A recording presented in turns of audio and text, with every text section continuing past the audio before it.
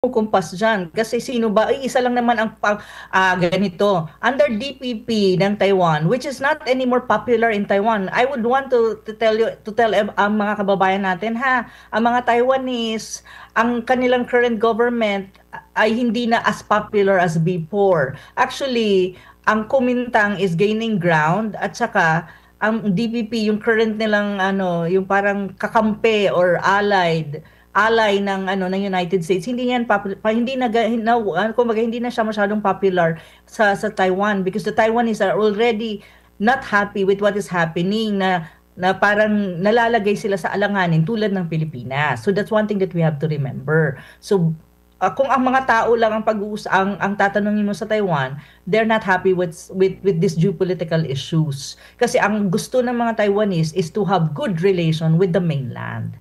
Yun talaga ang gusto ng mga Taiwanese, ng mga tao. Kaya nga natalo sa parliament nila, talong-talo ang DPP.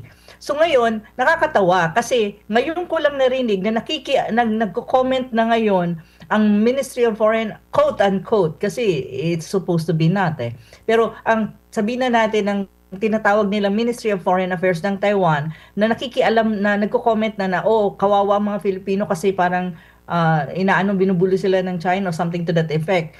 Ang Taiwanese na 'di ba? Parang ngayon ko lang narinig na nagko-comment na rin. So ang tanong mo is kung may kumukumpas. Isa lang naman ang kumukumpas diyan. Kung sino ang kakampi nila. Sino ba ang kakampi ng DPP? 'Di ba United States? Sino ba ang ngayon malakas ang impluwensya sa defense at sa armed forces natin at saka sa foreign policy ni BBM?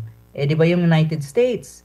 Isa lang yung kumpas. So, Opo. you expect na may ganon na mga pronouncement kasi it's just, parang ang ginagawa kasi ng Ministry of Foreign Affairs ng Taiwan is, suportahan natin ang kakampi natin kasi magbigay tayo ng statement. As if naman it really matters in the overall scheme of things. Kasi maliit lang ang Taiwan. It's a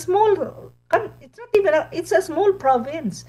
Tutusin. When you talk about international matters, it does not really make a dent, to be very frank. Opo. So, sa akin, parang scratch my back and I'll scratch yours ang dating ng mga ganitong pangyayari. Kasi, di ba, si BBM din, nagsasalita siya na, di ba, congratulations to the new blah blah blah of Taiwan. Di ba? Para namang feeling ng Taiwan, recognize kami ni BBM o ng presidente ng Pilipinas. Opo. 'Di ba? Ngayon naman, salita naman sila, ang China, bakit ginaano nyo? Kawawa naman mga Pilipino sa ginagawa ng China sa South China Sea, blah, blah,